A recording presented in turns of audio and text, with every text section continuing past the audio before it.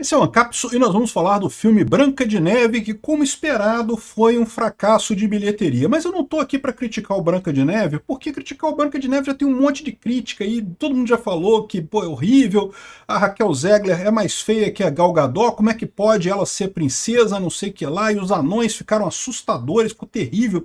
Essa crise da Disney de, não, temos que tirar o anão porque não pode fazer anão que anda em mina e não sei o que lá, e aí, ou seja, eles caracterizaram a história toda no final das contas. Não preciso mais explicar por que o Branca de Neve é um fracasso, porque todo mundo já sabe o que é um fracasso, é um filme de merda. Ficou horrível o filme, realmente, não tem porquê o pessoal dar alguma bola para isso, né? Mas o que eu quero trazer aqui, o que eu quero falar para vocês aqui, é por que a esquerda tá errando em insistir esse negócio nessa pauta cultural da esquerda. Em última análise, qual que é o problema do Branca de Neve? É um filme brasileiro. Esse que é o problema do Branca de Neve, é um filme brasileiro. Os filmes aqui no Brasil, o pessoal adora fazer isso, filme que ensina as pessoas alguma coisa. Eles querem ensinar, não porque a mulher é muito forte, a mulher é independente, ela não depende do homem, então vamos ensinar isso para as pessoas. E isso é uma presunção tão grande, mas tão grande. Veja, eu não quero dizer que não exista importância em você realmente ensinar as pessoas isso. Eu acho que realmente as mulheres são independentes, elas podem ter uma vida independente dos homens e coisa e tal, mas é preciso tomar muito cuidado com esse tipo de coisa. Mas o filme, o cinema, não é o lugar para fazer isso. O cinema é o lugar em que as pessoas vão para se divertir. E aí, nesse ponto, nada como os arquétipos culturais para serem enquadrados, ou seja, o grande erro do Branca de Neve é o Branca de Neve é um filme brasileiro feito em Hollywood. Esse que é o problema. Essa notícia foi sugerida por Taxista que Dormiu e Impediu o Golpe, Oligofrenia Fenilpirúvica e várias outras pessoas. Obrigado aí ao pessoal que sugeriu notícias lá no nosso site, no visãolibertaria.com, e obrigado a você que está assistindo o nosso vídeo. Se você gosta do nosso conteúdo, por favor, deixe o seu like e se inscreva aqui no canal, né?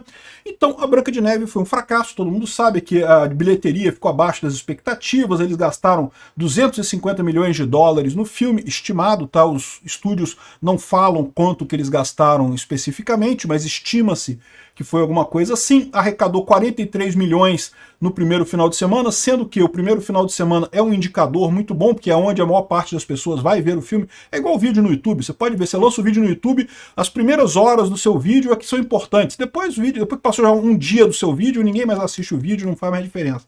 Então, o primeiro final de semana é o importante para um filme. É lógico, tem filmes que acabam ficando em cartaz por muito tempo, mas tipicamente, se você foi mal no primeiro final de semana, esquece.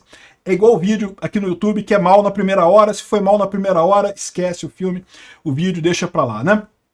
Enfim, no final das contas foi um fracasso, e todo mundo sabe o que foi um fracasso, já tem o pessoal falando aqui que é um fiasco porque entrou em contradição, crise de identidade, queria falar um monte de coisa, não queria falar dos anões e coisa e tal, não queria caracterizar os anões, aí fizeram os anões monstruosos lá, uma coisa muito estranha, e queriam que a Branca de Neve fosse bonita por dentro e não por fora, um monte de merda.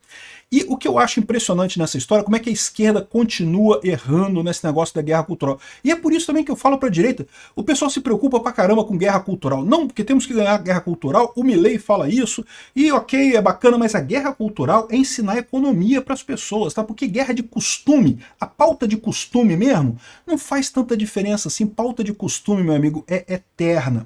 Uma vez eu li um livro sobre qual que é a importância da mitologia grega, porque muita gente lê os contos gregos da mitologia grega, Édipo, não sei o que lá, e é uma coisa surpreendente, para pensar, foi um negócio escrito lá na Grécia, cara, há 1000 anos atrás, 2000 anos atrás, e como é que essas coisas ainda são relevantes hoje em dia? Como é que as pessoas ainda se baseiam nos arquétipos ali da mitologia grega, Perseu, Édipo, e não sei o que lá, e mais do que isso, até mesmo os contos, né, da Bíblia, a Bíblia. Se você não é uma pessoa religiosa como eu, vamos supor que você não acredita em Deus, não acredita em nada, aí como é que você explica que a Bíblia, até hoje, você tem coisas que você lê ali, e você fala, caramba, isso faz sentido, eu posso aplicar isso daqui no meu dia a dia. Como é que pode um negócio escrito há 3.000 anos atrás, porque tem parte da Bíblia que é escrita há 3.000 anos atrás, ainda ter relevância no mundo de hoje, né? E aí é o que eu falo para vocês, porque existe um fator imutável nessa história toda, que é o fator natureza humana. Nós somos o mesmo bicho das cavernas que ficava lá com a pedrinha, quebrando uma pedrinha com a outra. O cérebro humano, a evolução do cérebro humano é muito mais lenta do que a gente gosta de imaginar.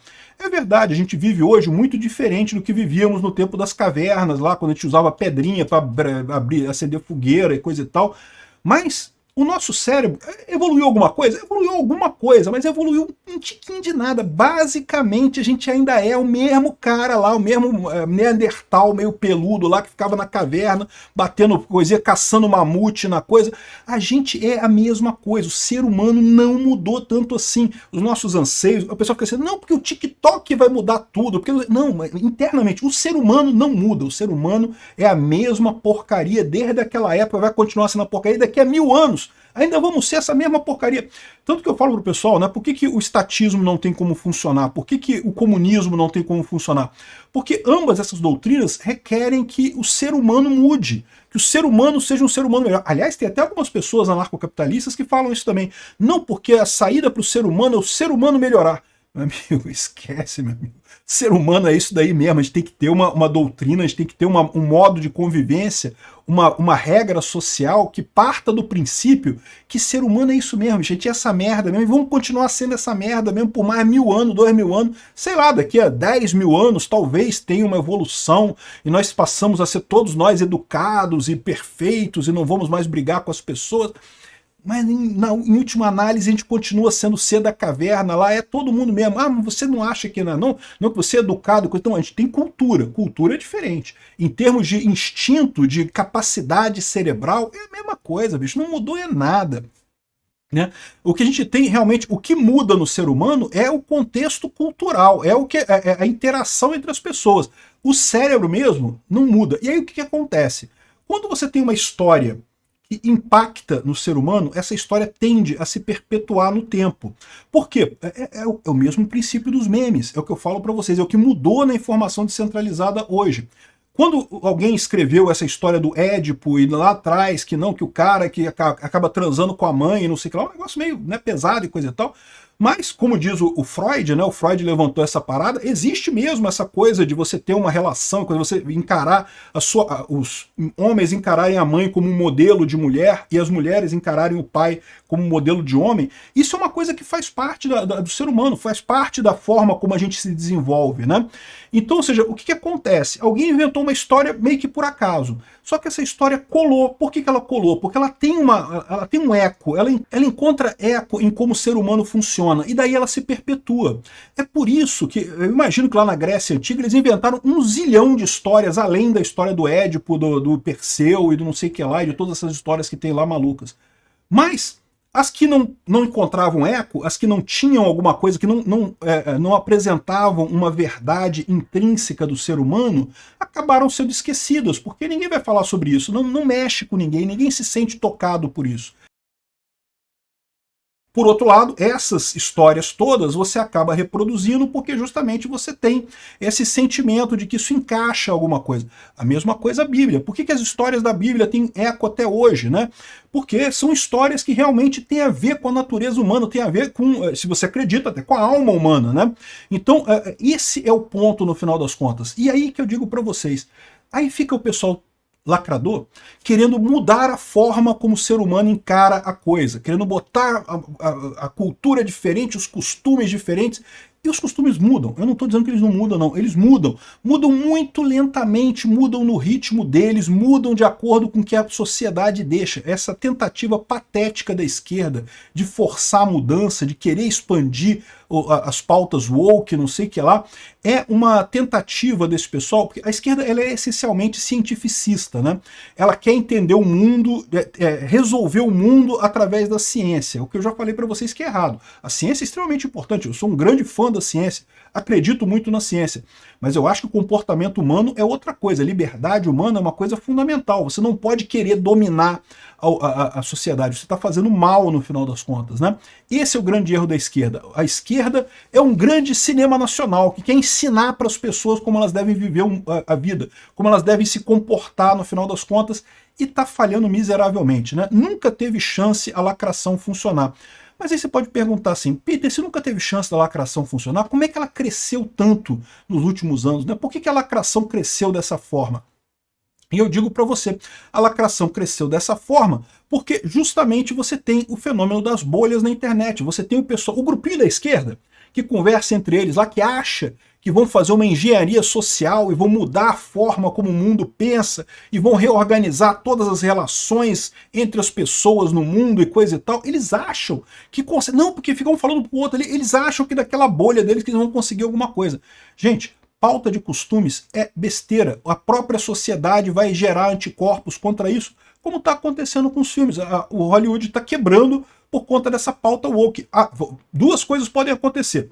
Eles podem voltar atrás agora e começar a melhorar, a buscar realmente fazer filmes melhores, e aí vão continuar. Eu espero que seja espero que seja isso que aconteça daqui para frente. Ou seja, realmente volte atrás, busque os arquétipos que falam com a sociedade. Sim, muitas vezes são arquétipos atrasados, porque o ser humano é atrasado mesmo, meu amigo. O ser humano, a gente é ser da caverna, uga muga, não sei o que lá, é isso aí mesmo, somos nós, não mudou nada. Se tu acha que tu é muito melhor que o homem da caverna, que o Neandertal lá, tu tá errado.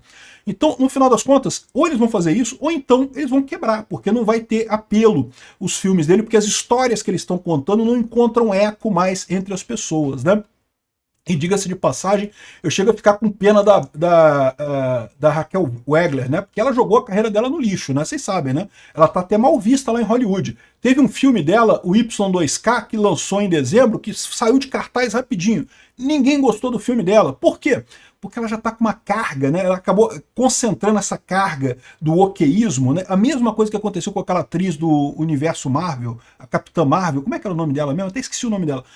Artistas que meio que sumiram de Hollywood. Olha só, isso é um perigo. É uma maldade com a atriz, né? Porque não foi uma decisão dela fazer esse filme, foi uma decisão do estúdio, né? Ela comprou essa ideia, é verdade. E tem umas críticas dela também, ela também falou umas besteiras nessa história toda.